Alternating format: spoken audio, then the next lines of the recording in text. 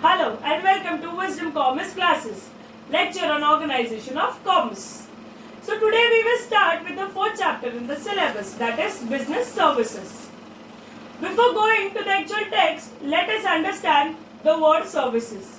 ये services word क्यों कितना जरूरी है, क्या जरूरी है और कैसे यूज होता है. ओके, सो लेट्स सपोज अगर कोई भी बिजनेस स्टार्ट कर रहे हैं तो बिजनेस के स्टार्ट से लेकर एंड तक, बिजनेस के स्टार्ट से लेके एंड तक सारा काम हम खुद से नहीं कर सकते. कहीं ना कहीं हमें दूसरों की हेल्प लेनी ही पड़ती है. जैसे हम सब काम खुद से नहीं कर सकते, इसके लिए हम क्या करते हैं, हम एग्जाम में पास होने के लिए कोचिंग क्लासेस ज्वाइन करते हैं, उसकी सर्विसेज यूज करते हैं.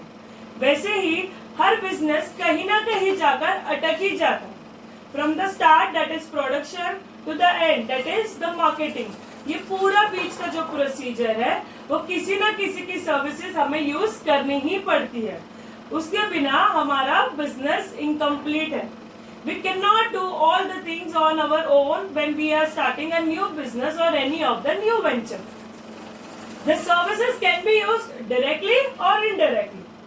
जैसे कि I will give you one fine example. Let's suppose we have a CA firm.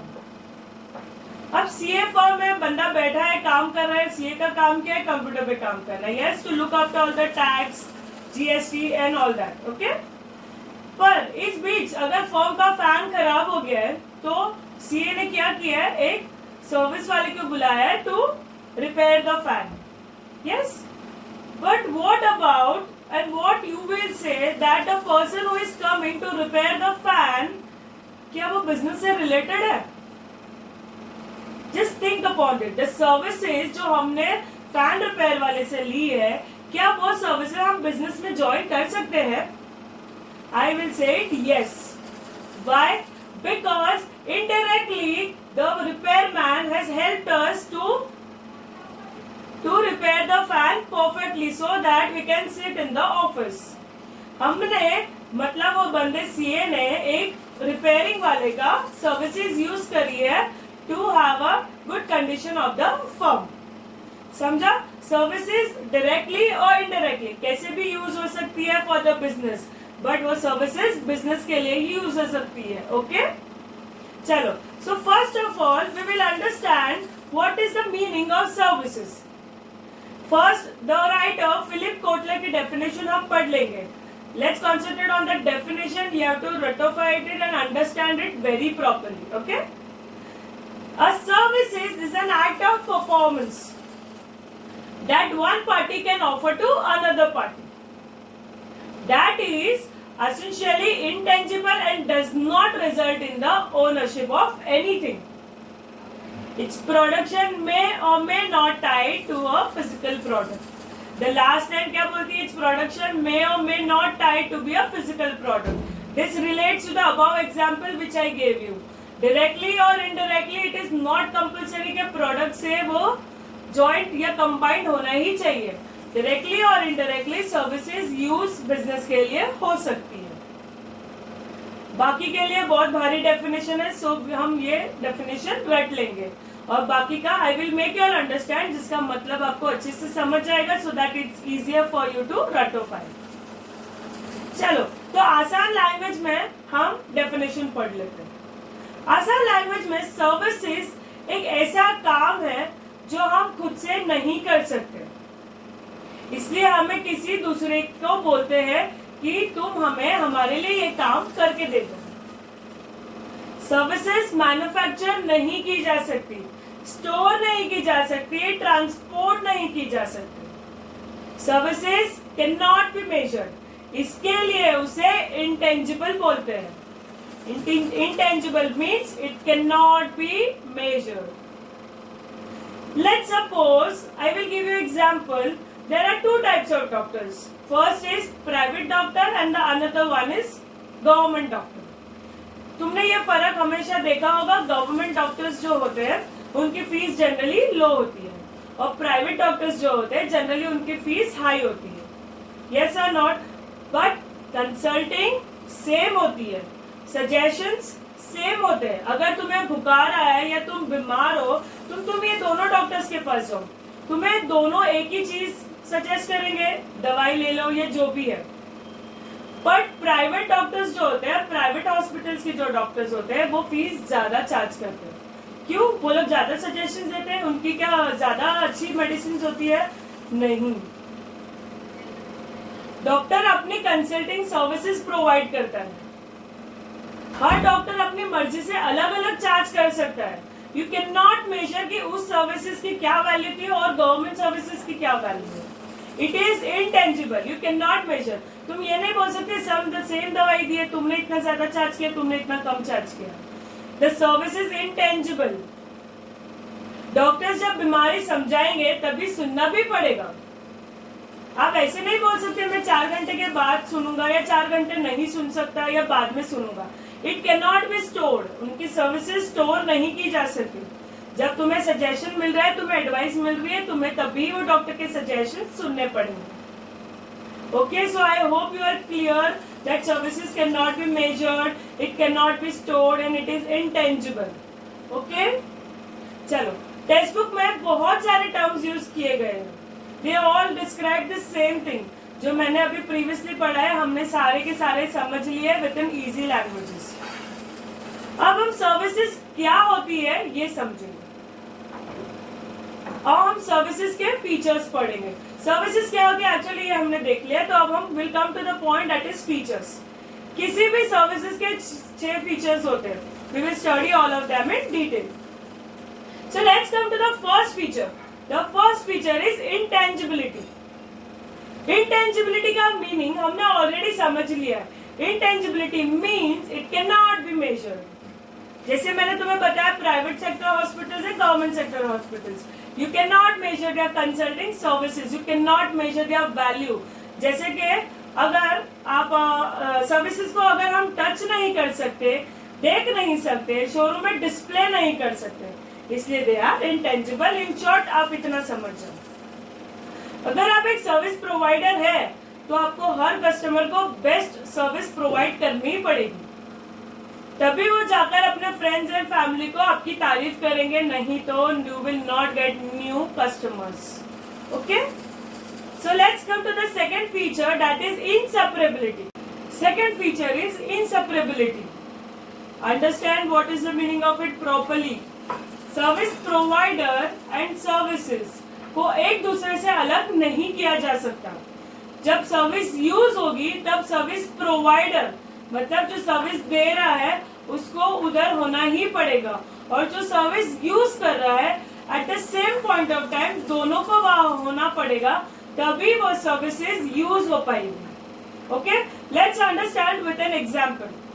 अगर हम कोई चीज ऑनलाइन ऑर्डर कर रहे हैं, let's suppose we are ordering of grocery और बिग बास्केट, तो अगर आपने घर बैठे अगर वो चीज आपने ऑर्डर करी है, तो it is the duty and it is the services which the big basket is going to provide to you, that any of the employee of big basket is going to come to your doorstep and give that grocery to you. मतलब the service provider has to come to your home. The service provider is what? The big basket. The big basket has to come to your home to give you the services. Why? Because आपने उनकी services use की है। समझा? तो दोनों ये चीज बताती है कि the service provider and the services जो यूज कर रहा है वो दोनों एक दूसरे से अलग नहीं हो सकते, बस सर्विस प्रोवाइडर को सेम टाइम पर वहां होना पड़ेगा। That is why it is inseparability. Let's come to the third feature that is inconsistency.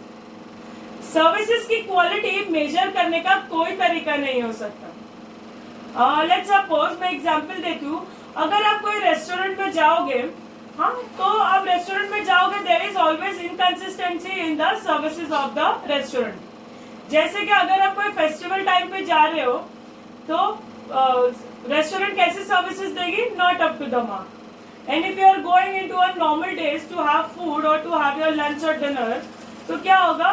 The services would be up to the mark. This is the inconsistency in the manner of the services. That is the quality of the services. एक बार अच्छी service मिली इसका मतलब guarantee नहीं है कि हर बार अच्छी ही service मिलेगी। And एक बार खराब मिली तो इसका मतलब ये ही नहीं कि हर बार ही खराब मिलेगी. Services are inconsistent. They always varies from one period to another from qualities of services. Okay? So let's come to the fourth feature, that is perishability. जैसे कि हमने देखा सर्विस यूज करते टाइम सर्विस प्रोवाइडर को वहाँ होना ही पड़ता है. ऐसा नहीं हो सकता कि सर्विस आज बने एंड कल यूज करो. डॉक्टर सिकनेस के बारे में अब बोल रहा है तो आप ये नहीं बोल सकते मैं 4 घंटे के बाद सुनूंगा या बाद में सुनूंगा. टीचर अगर अब भी लेक्चर दे रही है तो तुम्हें अब भी सुनना पड़ेगा कोचिंग क्लासेस में. ऐसा नहीं बोल सकता I you have to wait for 5-10 minutes, I will go to sleep and then come to listen to you. That is not possible. Services are instantly perishable. मतलब सर्विसेज इंस्टेंटली डाई हो जाती है. उसे टाइम पर अगर ले ली तो ठीक है, वरना बाद में कुछ नहीं कर सकते. You can not use that services. The fifth service is non transferability. Services में कोई भी फिजिकल गुड्स या मटेरियल ट्रांसफर नहीं होते. अगर आपने होटल रूम में बुकिंग की है तो भी रूम की ओनरशिप आपको नहीं मिलेगी. वो ओनरशिप भले आपने पैसे किए 2 दिन के लिए, 1 नाइट के लिए, जो भी किया आपने, but you are not owner of that hotel room. आप सिर्फ उस होटल की सर्विस यूज कर रहे हो, वो भी कुछ टाइम के लिए. होटल खरीद नहीं रहे. सो ओनरशिप ट्रांसफर नहीं हो सकती. जैसे कि मटेरियल, उसकी जो सारी मटेरियल है वो सारी चीजें आप यूज कर सकते हो. The ownership can not be transferred. That is why it is called non transferability. The sixth and the last feature is consumer participation. जैसे कि हमने ऑलरेडी पढ़ा है सर्विसेज इंस्टेंटली प्रोड्यूस होती है एंड इंस्टेंटली कंज्यूम भी हो जाती है. और अगर कंज्यूम नहीं करी तो वो वेस्ट हो जाती है. उसे तो सर्विसेज कंज्यूम करने के कंज्यूमर को वही प्रेजेंट होना पड़ता है. किसी भी सर्विसेज के प्रोडक्शन एंड कंजप्शन के लिए सर्विस प्रोवाइडर एंड कस्टमर को वही प्रेजेंट होना है और वही कंज्यूमर और वही सर्विस प्रोवाइडर को वही वो सर्विसेज यूज करनी है. अगर कोई भी नहीं हुआ या कोई प्रोवाइडर या सर्विसेज यूजर नहीं हुआ तो वो प्रोड्यूस हो या कंज्यूम हो वो इनकम्प्लीट हो जाएगा, वो नहीं हो सकता. So I hope you have understand all the 6 features. यहाँ तक हमने सारे सर्विसेज के बारे में पढ़ लिया है. अब हम पढ़ेंगे कि बिजनेस सर्विसेज क्या होती है. बिजनेस सर्विसेज एक ऐसी सर्विस होती है जो किसी भी बिजनेस को स्मूथली फंक्शन करने में हेल्प करती है. The word itself is business services. मतलब बिजनेस के लिए वो सर्विसेज हेल्प करती है. हर बिजनेस सर्विसेज को अलग अलग नेचर एंड पर्पस के लिए यूज करता है और हर पर्पस के लिए अलग अलग होते हैं. In the next chart we will see what are the most common business services. See, you can see in the chart, the first is banking services, the second is communication, the left side of the part that is transport, and the right side of the part that is insurance and warehousing. These are the 5 types of services of business services. Now we will study each business services in detail. So we will start with the first point, that is banking, the upper part. Let's come to the definition. Banking का definition the Indian banking regulation act 1949 में दिया गया है. Banking means accepting for the purpose of lending or investment of deposits of money from public, repayable on demand or otherwise, and withdrawal by check, draft and other or otherwise. Sorry, draft and order or otherwise. Short में मतलब समझते हैं because the definition is very difficult to understand. So let's come to the easy language. Public से deposit accept करना, उसे invest करना, loans देना और अगर पब्लिक अपना पैसा वापस मांगे तो उनको पैसा वापस देना. This is the actual work of the banking. I hope this is clear. Now we will see what are the different types of banks. You can see in the chart again, there are 9 types of banks. We will study each one in detail. So first we will start the first part, that is what? Central bank.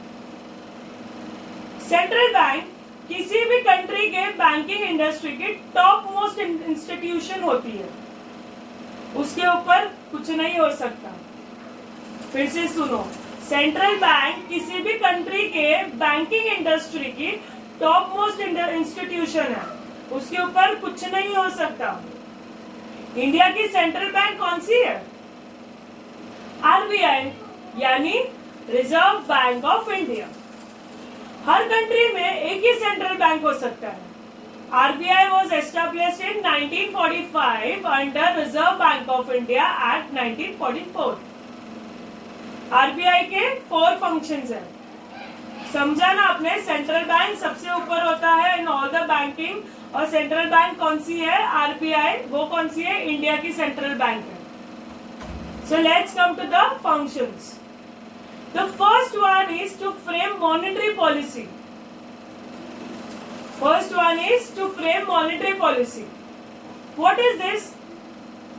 अगर central bank को लगता है कि economy बहुत slow चल रही है, तो वो इंटरेस्ट रेट्स कम कर देगी। इंटरेस्ट रेट्स कम हुए यानी लोन सस्ता हो गया, तो बिजनेस वाले क्या करेंगे? लोन्स लेंगे और अपना बिजनेस एक्सपांड करेंगे। व्हाई? बिकॉज इंटरेस्ट तो एकदम ही कम है, तो लोन लेने में कोई प्रॉब्लम नहीं है।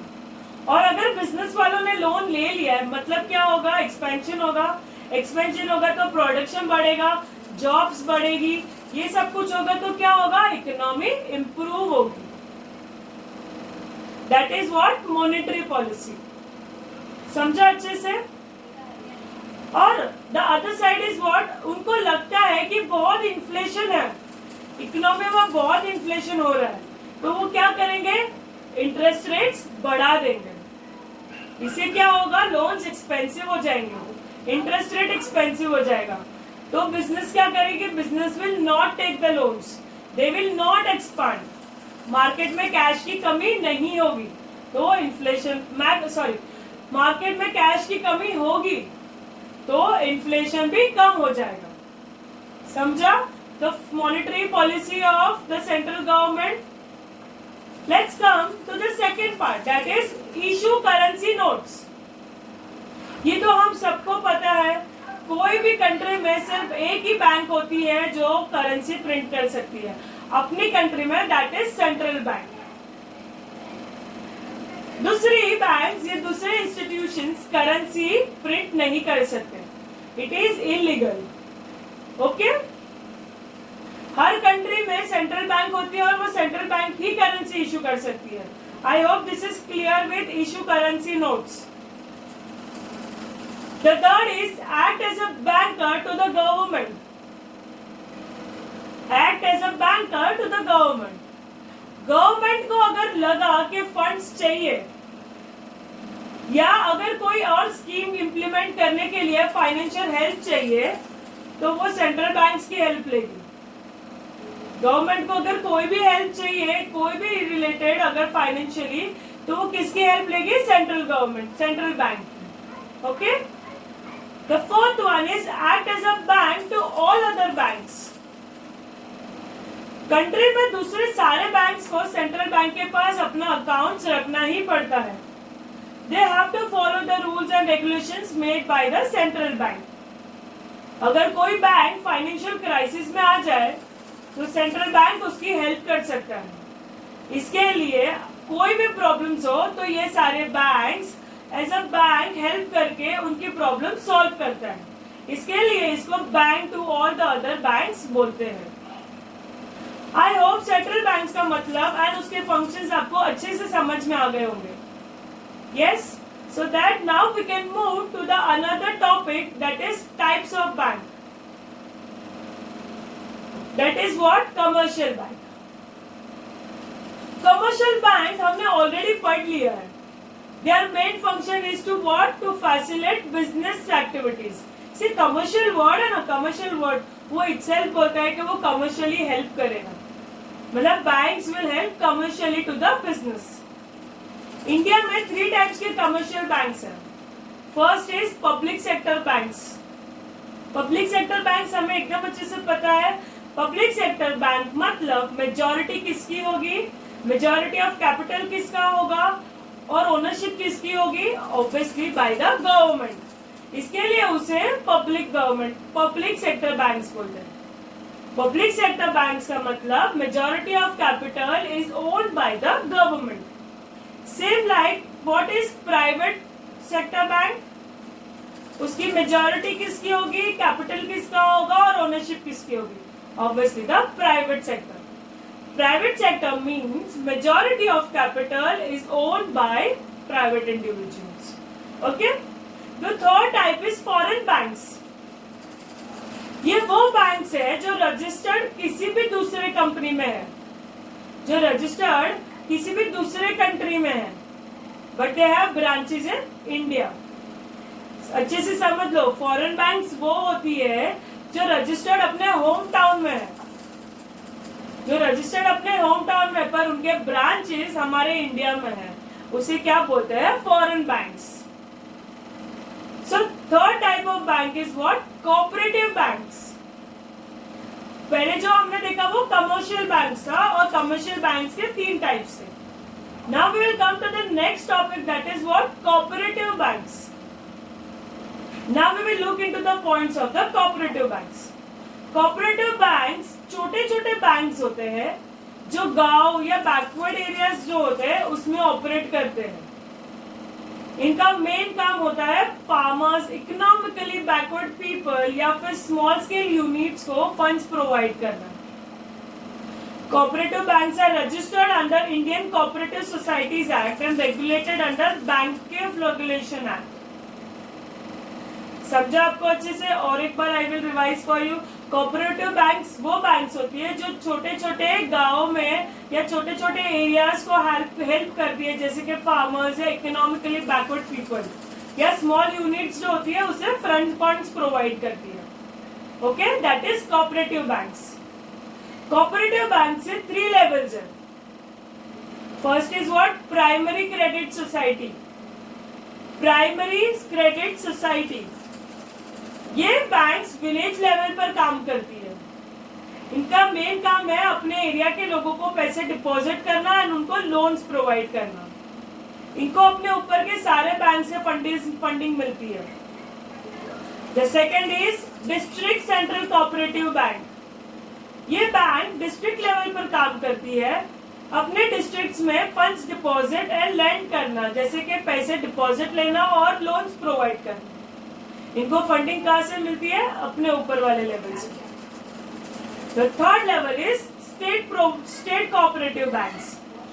ये बैंक स्टेट लेवल पर काम करती है। ये banks first and second type of banks को मॉनिटर भी करती है। फर्स्ट और सेकेंड टाइप कौन सा था? Primary credit society and district central cooperative banks. Okay, तो अब हमने क्या पढ़ा? कोऑपरेटिव बैंक्स पढ़ा। कोऑपरेटिव बैंक्स के 3 टाइप्स पढ़े।